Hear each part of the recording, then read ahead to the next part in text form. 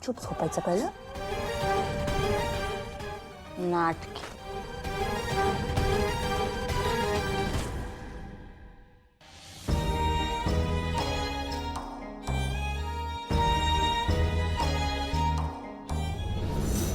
अगं पण तू काय करणार होतीस त्याच्यात?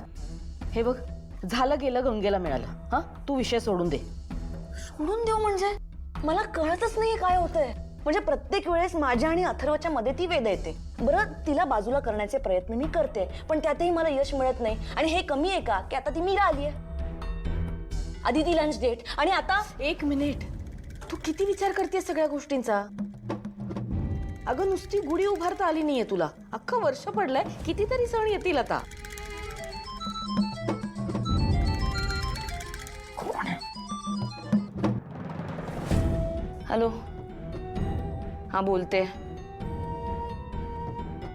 हा, ओळखते.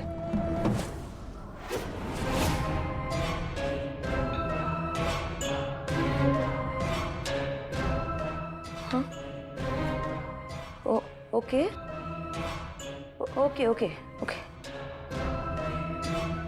काय काय झालंय?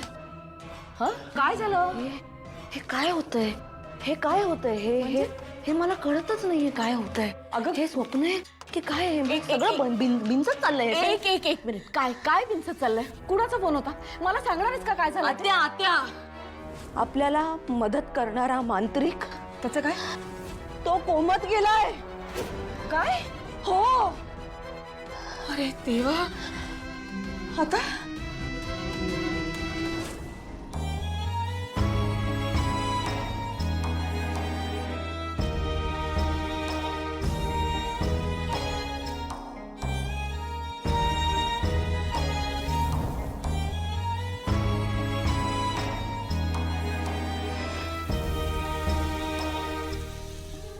इथं